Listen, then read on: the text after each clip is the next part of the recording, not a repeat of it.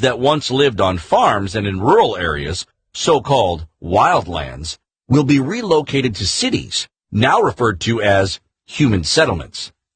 And the idea is that if you concentrate populations into specific areas or zones, less energy usage, less water usage, and less transportation. So people will have less reason to leave home. They'll stay in their homes. They may even work out of their homes. And so they're not going to be using their cars. They're not going to be using energy. And they're not going to be using water. Since, as we saw earlier, the UN is not big on property rights, it should come as no surprise that the first private property to be phased out will be single-family homes, what socialists at UN headquarters consider suburban sprawl. Instead, we the people will live in apartments and condos in megacities near railroad tracks.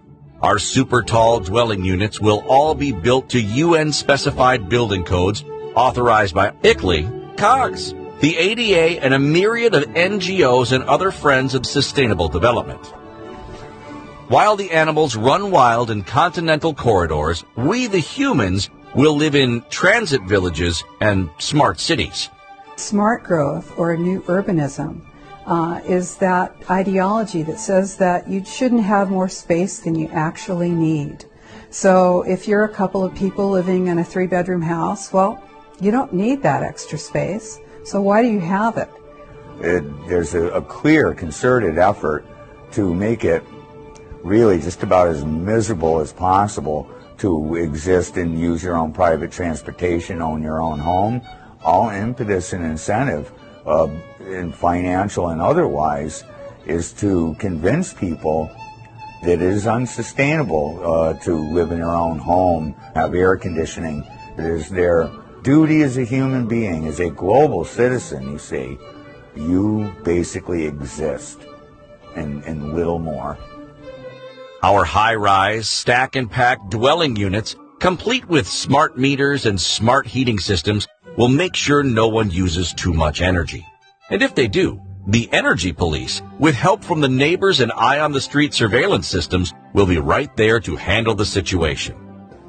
If they can put 1,000 people in one building, it's a whole lot easier to know what they're doing, where they're going, and how they're thinking than it is if you got 1,000 people living in a rural or suburban area. And so the stack and pack is multi-story buildings, multiple families living in the same spot, walking in and out of the same door, always being able to be managed. And smart meters play a big role in that management, as they can measure everything that you do in your life when you're using smart appliances.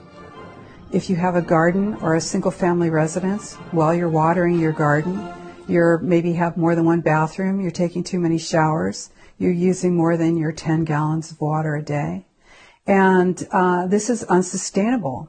So you need to be removed from your single-family residence. Anybody that's got a couple of acres of land and his own water supply and can grow his own food, these people are a threat to the collectivist society, because they aren't going to go to the politicians and say, please feed me, please clothe me, please give me shelter. That's the secret behind Agenda 21. They want people out of the country. They want corporations out there growing all the food and that kind of thing, but they don't want anybody living out there. To describe human settlements and the food sheds that sustain them as modern-day concentration camps might be a little over the top, because with no cars, parking lots, or air travel, everyone will walk and use bikes, so they will be fit and healthy. At least as healthy as the genetically modified foods they are forced to eat